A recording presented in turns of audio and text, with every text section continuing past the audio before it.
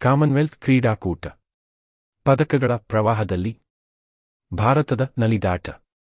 ಭಾರತ ತಂಡದ ಬಾಕ್ಸರ್ಗಳು, ಅಥ್ಲೀಟುಗಳು ಕಾಮನ್ವೆಲ್ತ್ ಕ್ರೀಡಾಕೂಟದಲ್ಲಿ ಭಾರತದ ಕ್ರೀಡಾಪಟುಗಳು ಪದಕಗಳ ಭರ್ಜರಿ ಬೇಟೆಯಾಡಿದರು. ಶನಿವಾರ ಪದಕಗಳ ಬೇಟೆಯಾಡಿದರು. ಇದರಿಂದ ಪದಕಪಟ್ಟಿಯಲ್ಲಿ 8ನೇ ಸ್ಥಾನದಿಂದ 4ನೇ ಸ್ಥಾನಕ್ಕೆ ಬಡ್ತಿ ಪಡೆಯಿತು. 11 ಚಿನ್ನ ಸೇರಿ ಒಟ್ಟು 34 ಪದಕಗಳನ್ನು ಭಾರತ ಗೆದ್ದುಕೊಂಡಿತು. ಶನಿವಾರ ರಾತ್ರಿಯವರೆಗೆ ಭಾರತದ ಕಾಲಮಾನ ಬಾಕ್ಸಿಂಗ್ 1ರಲ್ಲೇ 5 ಚಿನ್ನ, 1 ಬೆಳ್ಳಿ ಪದಕವನ್ನು ಭಾರತ ಬಾಚಿಕೊಂಡಿತು. ಶುಕ್ರವಾರ ತಡರಾತ್ರಿ ಅಥ್ಲೆಟಿಕ್ಸ್ನ ಜಾವೆಲಿನ್ ಥ್ರೋ ಸ್ಪರ್ಧೆಯಲ್ಲಿ ನೀರಜ್ ಚೋಪ್ರಾ ಬೆಳ್ಳಿ ಗೆದ್ದರೆ ಯಶ್ವೀರ್ ಸಿಂಗ್ ಕಂಚಿನ ಪದಕ ಗೆದ್ದುಕೊಂಡಿದ್ದರು. ಶನಿವಾರ ಟ್ರಿಪಲ್ ಜಂಪ್ನಲ್ಲಿ ಪ್ರವೀಣ್ ಚಿತ್ರವೇಲ್ ಮತ್ತು ಸೆಲ್ವಪ್ರಭು ಕ್ರಮವಾಗಿ ಬೆಳ್ಳಿ ಮತ್ತು ಕಂಚಿನ ಪದಕ ತಮ್ಮದಾಗಿಸಿಕೊಂಡರು.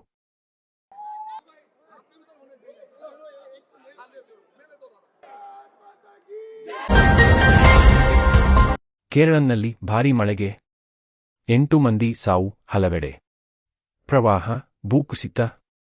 ಕೇರಳಂ ರಾಜ್ಯದಾದ್ಯಂತ ಶನಿವಾರ ಭಾರೀ ಮಳೆಯಾಗಿದ್ದು, ಈ ಸಂಬಂಧದ ಅವಘಡಗಳಲ್ಲಿ 3 ಮಕ್ಕಳು ಸೇರಿ 8 ಮಂದಿ ಮೃತಪಟ್ಟಿದ್ದಾರೆ. ಕೊಟ್ಟಾಯಂ, ಇಡುಕ್ಕಿ, ಎರ್ನಾಕುಲಂ ಹಾಗೂ ಪತ್ತನಂತಿಟ್ಟ ಜಿಲ್ಲೆಗಳಲ್ಲಿ ಪ್ರವಾಹ ಮತ್ತು ಭೂಕುಸಿತ ಉಂಟಾಗಿದೆ. ಹಲವೆಡೆ ಸೇತುವೆಗಳು, ರಸ್ತೆಗಳು ಮುಳುಗಡೆಯಾಗಿವೆ. ವಾಹನ ಸಂಚಾರ ಅಸ್ತವ್ಯಸ್ತಗೊಂಡಿದೆ. ಕೊಟ್ಟಾಯಂ ಜಿಲ್ಲೆಯಲ್ಲಿ ಮಣಿಮಾಲ ಮತ್ತು ಪುಲ್ಲಕ್ಕೆಯಾರ್ ನದಿಗಳು ಉಕ್ಕಿ ಹರಿಯುತ್ತಿವೆ. ಕೋಟ್ಟಿಕಲ್ ಸೇತುವೆ ಮುಳುಗಡೆಯಾಗಿದೆ. ಪಂಪಾ ನದಿಯಲ್ಲಿ ನೀರಿನ ಮಟ್ಟ ಹೆಚ್ಚಾಗಿದೆ. ಕೋಯಿಕೋಡ್, ಮಲಪ್ಪುರಂ, ಕಣ್ಣೂರು, ಪಾಲಕ್ಕಾಡ್ ಜಿಲ್ಲೆಗಳಲ್ಲಿ ಸಣ್ಣಪುಟ್ಟ ಭೂಕುಸಿತಗಳು ಸಂಭವಿಸಿವೆ.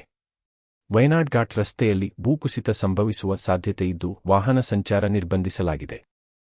ರಾಜ್ಯದಾದ್ಯಂತ ಶನಿವಾರ ಸುರಿದ ಭಾರೀ ಮಳೆಯಿಂದಾಗಿ ಪ್ರವಾಹ ಉಂಟಾಗಿದ್ದು ಭೂಕುಸಿತಗಳು ಸಂಭವಿಸಿವೆ. ಇಡುಕ್ಕಿ ಹಾಗೂ ಕೊಟ್ಟಾಯಂ ಜಿಲ್ಲೆಗಳಲ್ಲಿ ಸಂಭವಿಸಿದ ಪ್ರತ್ಯೇಕ ಭೂಕುಸಿತಗಳಲ್ಲಿ 4 ಮೃತಪಟ್ಟಿದ್ದಾರೆ. ಹೊಳೆಯಲ್ಲಿ ಬಿದ್ದು 2 ಬಾಲಕರು, ಹೊಂಡದಲ್ಲಿ ಬಿದ್ದು ಮತ್ತೊಬ್ಬ ಬಾಲಕ ಅಸುನೀಗಿದ್ದಾರೆ. ಅವಶೇಷಗಳಡಿ ಸಿಲುಕಿದ್ದ ಅನೇಕರನ್ನು ರಕ್ಷಿಸಲಾಗಿದೆ. ಇಡುಕ್ಕಿ ಜಿಲ್ಲೆಯ ಕುಡೆಯತ್ತೂರು ಬಳಿಯ ಅಡೂರ್ಮಲ ಪ್ರದೇಶದಲ್ಲಿ ಭೂಕುಸಿತ ಸಂಭವಿಸಿದ್ದು ಸುಮತಿ ಎಂಬವರು ಮೃತಪಟ್ಟಿದ್ದಾರೆ. ಅವಶೇಷಗಳಡಿ ಸಿಲುಕಿದ್ದ ಅವರ ಪತಿ ರವಿ ಮತ್ತು ಮಗ ರತೀಶ್ ಅವರನ್ನು ನೆರೆಹೊರೆಯವರು ರಕ್ಷಿಸಿದ್ದಾರೆ.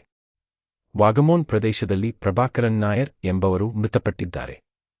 ಕೊಟ್ಟಾಯಂ ಜಿಲ್ಲೆಯ ಪೂಂಜಾರ್ನ ಪಯನಿತೋಟನ್ನಲ್ಲಿ ಸಂಭವಿಸಿದ ಭೂಕುಸಿತದಲ್ಲಿ ಜಾನಿ ಎಂಬವರ ಪತ್ನಿ ರೆಜಿನಾ ಜಾನಿ ಹಾಗೂ ಮಗ ಜೋಸೆಫಿನ್ ಸಾವಿಗೀಡಾಗಿದ್ದಾರೆ. ತಿರುವನಂತಪುರದ ಮುತಲಪೋಳಿ ಕರಾವಳಿಯಲ್ಲಿ ದೋಣಿ ಮಗುಚಿ ಬಿದ್ದ ಪರಿಣಾಮ 2 ಮೀನುಗಾರರು ನಾಪತ್ತೆಯಾಗಿದ್ದಾರೆ. ಕರಾವಳಿ ರಕ್ಷಣಾ ಪಡೆ ಶೋಧ ಕಾರ್ಯ ಕೈಗೊಂಡಿದೆ. ಕರಾವಳಿ, ಮಲೆನಾಡಿನಲ್ಲಿ ವ್ಯಾಪಕ ಮಳೆ. ರಾಜ್ಯದ ಕರಾವಳಿ ಮತ್ತು ಮಲೆನಾಡು ಭಾಗದಲ್ಲಿ ವ್ಯಾಪಕ ಮಳೆಯಾಗುತ್ತಿದ್ದು ಹಳ್ಳಕೊಳ್ಳಗಳು ಭರ್ತಿಯಾಗಿವೆ. ಕೆಲವೆಡೆ ನದಿಗಳು ಅಪಾಯದ ಮಟ್ಟ ಮೀರಿ ಹರಿಯುತ್ತಿವೆ. ವಿವಿಧ ಜಲಾಶಯಗಳಿಗೆ ಭಾರೀ ಪ್ರಮಾಣದಲ್ಲಿ ಒಳಹರಿವು ಹೆಚ್ಚಾಗಿದೆ. ಉತ್ತರ ಕನ್ನಡ ಜಿಲ್ಲೆಯ ಶಿರಸಿ ತಾಲ್ಲೂಕಿನಾದ್ಯಂತ ಶುಕ್ರವಾರ ರಾತ್ರಿಯಿಂದ ಶನಿವಾರ ಬೆಳಗಿನ ಜಾವದವರೆಗೆ ಭಾರೀ ಮಳೆಯಾಗಿದೆ. ಅಗನಾಶಿನಿ, ಶಾಲ್ಮಲಾ ನದಿಗಳು ಅಪಾಯದ ಮಟ್ಟ ಮೀರಿ ಹರಿಯುತ್ತಿವೆ. ಕೆಂಗ್ರೆಹೊಳೆ ಸೇರಿ ಹಳ್ಳಕೊಳ್ಳಗಳು ಭರ್ತಿಯಾಗಿವೆ. ಶಿವಮೊಗ್ಗ ಜಿಲ್ಲೆಯ ತೀರ್ಥಹಳ್ಳಿ, ಹೊಸನಗರ ತಾಲೂಕುಗಳ ಸುತ್ತಮುತ್ತ ವ್ಯಾಪಕ ಮಳೆಯಾಗಿದ್ದು, ಗಾಜನೂರು ಬಳಿ ಇರುವ ತುಂಗಾ ಜಲಾಶಯ, ಲಕ್ಕವಳ್ಳಿ ಬಳಿಯ ಭದ್ರಾ ಜಲಾಶಯ ಹಾಗೂ ಕಾರ್ಗಲ್ ಬಳಿಯ ಲಿಂಗನಮಕ್ಕಿ ಜಲಾಶಯದ ಒಳಹರಿವು ಶನಿವಾರ ಭಾರೀ ಪ್ರಮಾಣದಲ್ಲಿ ಏರಿಕೆಯಾಗಿದೆ.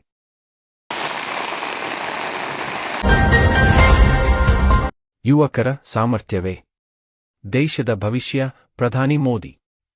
ಯುವಕರೇ ದೇಶದ ಅತಿದೊಡ್ಡ ಶಕ್ತಿ. ಸ್ವಾಮಿ ವಿವೇಕಾನಂದರು ಕಂಡ ಭಾರತದ ಕನಸನ್ನು ಸಾಕಾರಗೊಳಿಸುವ ಹೊಣೆ ಇಂದಿನ ಯುವಜನರ ಮೇಲಿದೆ. ಉತ್ಪಾದನೆ, ತಂತ್ರಜ್ಞಾನ, ಸ್ಟಾರ್ಟ್ಅಪ್, ಅಂತರಿಕ್ಷ, ಕ್ರೀಡೆ ಸೇರಿದಂತೆ ಎಲ್ಲ ಕ್ಷೇತ್ರಗಳಲ್ಲೂ ಯುವಕರ ಸಾಧನೆಯೇ ಭಾರತವನ್ನು ವಿಶ್ವದ ಮುಂಚೂಣಿಗೆ ಕೊಂಡೊಯ್ಯುತ್ತಿದೆ ಎಂದು ಪ್ರಧಾನಿ ನರೇಂದ್ರ ಮೋದಿ ಹೇಳಿದರು.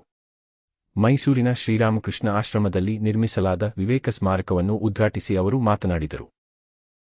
ಭಾಷಣದ ಆರಂಭದಲ್ಲಿ ಎಲ್ಲರಿಗೂ ನನ್ನ ನಮಸ್ಕಾರಗಳು ಎಂದು ಕನ್ನಡದಲ್ಲೇ ಶುಭಾಶಯ ಕೋರಿದ ಪ್ರಧಾನಿ, ಪ್ರಥಮವಾಗಿ ಚಾಮುಂಡೇಶ್ವರಿ ದೇವಿಗೆ ಪ್ರಣಾಮ ಸಲ್ಲಿಸುತ್ತೇನೆ ಎಂದರು. ಮೈಸೂರು ಭಾರತದ ಅನಾದಿ ಸಾಂಸ್ಕೃತಿಕ ಕೇಂದ್ರವಾಗಿದೆ. ದಸರಾ, ಅರಮನೆ, ಸಂಗೀತ, ಸಾಹಿತ್ಯ, ಧಾರ್ಮಿಕ ಪರಂಪರೆ ದೇಶದ ಇತಿಹಾಸದಲ್ಲಿ ವಿಶಿಷ್ಟ ಸ್ಥಾನ ಪಡೆದಿವೆ. ಸ್ವಾಮಿ ವಿವೇಕಾನಂದರ ಜೀವನದಲ್ಲೂ ಮೈಸೂರಿನ ಕೊಡುಗೆ ಮಹತ್ವದ್ದಾಗಿದೆ. ಯುವ ಸನ್ಯಾಸಿಯಾಗಿದ್ದಾಗ ಅವರಿಗೆ ಈ ನೆಲವೇ ದೊಡ್ಡ ಪ್ರೇರಣೆಯಾಯಿತು ಎಂದು ಹೇಳಿದರು. ಸ್ವಾಮಿ ವಿವೇಕಾನಂದರು ವಿಶ್ವ ಪರ್ಯಟನೆ ವೇಳೆ ವಿದೇಶಗಳ ಯುವಕರು ತಮ್ಮ ದೇಶದ ಅಭಿವೃದ್ಧಿಗೆ ಶ್ರಮಿಸುತ್ತಿರುವುದನ್ನು ಕಂಡಿದ್ದರು. ಅಂದು ಭಾರತ ಗುಲಾಮಗಿರಿಯಲ್ಲಿತ್ತು. ಆದರೆ ಇಂದು ಭಾರತದ ಯುವಕರು ತಮ್ಮ ಪ್ರತಿಭೆ ಮತ್ತು ಪರಿಶ್ರಮದಿಂದ ದೇಶವನ್ನು ಹೊಸ ಎತ್ತರಕ್ಕೆ ಪ್ರಗತಿಗೆ ಕೈಜೋಡಿಸಿ. ಪ್ರಧಾನಿಗೆ ಮುಖ್ಯಮಂತ್ರಿ ಡಿ.ಕೆ. ಶಿವಕುಮಾರ್ ಮನವಿ. ಅಭಿವೃದ್ಧಿಗೆ ಕೈಜೋಡಿಸಿ ನೆರವಾಗುವ ಮೂಲಕ ಕರ್ನಾಟಕವನ್ನು ರಕ್ಷಿಸಿ ಎಂದು ಮುಖ್ಯಮಂತ್ರಿ ಡಿ.ಕೆ. ಶಿವಕುಮಾರ್ ಪ್ರಧಾನಿ ನರೇಂದ್ರ ಮೋದಿ ಅವರಿಗೆ ಮನವಿ ಮಾಡಿದರು. ಮೈಸೂರಿನ ಯಾದವಗಿರಿಯ ರಾಮಕೃಷ್ಣ ವಿದ್ಯಾಶಾಲೆಯ ಮೈದಾನದಲ್ಲಿ ಶನಿವಾರ ನಡೆದ ವಿವೇಕ ಸ್ಮಾರಕ ಉದ್ಘಾಟನೆ ಕಾರ್ಯಕ್ರಮದಲ್ಲಿ ಅವರು ಮಾತನಾಡಿದರು. ಭಾರತ ಪ್ರಗತಿ ಸಾಧಿಸಬೇಕಾದರೆ ಅದನ್ನು ಕರ್ನಾಟಕದೊಂದಿಗೆ ಸಾಧಿಸಬೇಕು. ಒಕ್ಕೂಟ ವ್ಯವಸ್ಥೆಯಲ್ಲಿ ಒಟ್ಟಾಗಿ ಕೆಲಸ ಮಾಡೋಣ. ಕರ್ನಾಟಕಕ್ಕೆ ನೆರವು ನೀಡುವಾಗ ಹೃದಯ ವೈಶಾಲ್ಯ ತೋರಿ ಎಂದು ಕೋರಿದರು. ನಮ್ಮಲ್ಲಿರುವ ಹವಾಮಾನ, ಸಂಸ್ಕೃತಿ ನಮ್ಮ ಶಕ್ತಿ. ಒಕ್ಕೂಟ ವ್ಯವಸ್ಥೆಯಲ್ಲಿ ನಾವು ಕೆಲಸ ಮಾಡುತ್ತಿದ್ದು ರಾಜ್ಯ ನಿಮ್ಮೊಂದಿಗೆ ನಿಲ್ಲುತ್ತದೆ. ನಾವು ಒಟ್ಟಾಗಿ ಕೆಲಸ ಮಾಡಬೇಕು. ಇಡೀ ವಿಶ್ವವು ಕರ್ನಾಟಕದತ್ತ ತಿರುಗಿ ನೋಡುತ್ತಿದೆ. ಇಡೀ ಭಾರತವನ್ನು ಕರ್ನಾಟಕ ಹಾಗೂ ಬೆಂಗಳೂರಿನ ಮೂಲಕ ನೋಡಲಾಗುತ್ತಿದೆ ಎಂದರು.